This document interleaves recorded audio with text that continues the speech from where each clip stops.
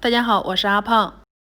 大枣是我们生活中经常吃到的一种水果，里面含有大量的维生素硒、维生素 P 以及粗纤维，能够补气养血、美容养颜，对我们的身体非常好。在买红枣时，都想买到优质的，不想买到劣质的。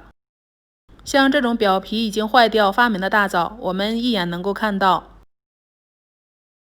但是对于表皮完整，里面是什么样的大枣，有没有坏，我们该如何判断呢？其实方法很简单，只需要在买枣时多留心，就能够买到今年的新枣，避免往年的陈枣。一起来看看吧。首先我们先来看一看，选这种表皮完整、没有干裂，更没有枣渣的大枣。这种枣80%以上就是今年的新枣。如果用手轻轻一捏，表皮干裂，上面又沾了一层枣渣，这种大枣往往是陈年的大枣。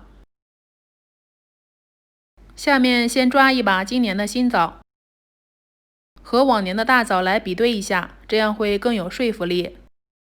这个个头大的是今年的新枣，个头小的是陈年大枣。看一看，两者的颜色很明显不一样。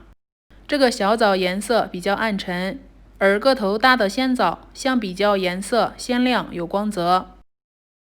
从整体上看，个头大的枣果实比较饱满，而个头小的枣相对显得比较干巴。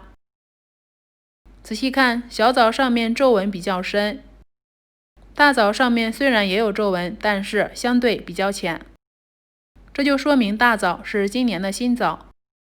按压时，大枣更富有弹性，一按压果实就立刻反弹起来了，反弹的速度还比较快，能够立刻恢复原状。而这个小枣呢，按压之后反弹比较慢，越按压越小，说明这是陈枣。还有一个方法，看枣蒂处。新鲜的大枣，它的枣柄是比较紧实的，长得比较牢固，不容易脱落。用手拉的时候还需要用下力。而这个放置时间长的枣，你会明显感觉到它的枣柄非常的松散，轻轻一拉就脱落了。除了看外观，还可以通过气味来判断。我们先抓起这个小枣闻一闻，它的枣味已经很淡了。而抓起大枣往鼻子上一凑，就能够闻到浓浓的枣香味。大枣越新鲜，它的枣香味就越浓。看过了外观，也闻过了气味，下面我们来分别切开一下，看看里面是什么样子的。先用小刀把这个大枣切块，切开后很明显能够看到里面果肉的颜色是淡黄色的，而且果肉紧实，枣核也显得小。接着再把这个小枣切开，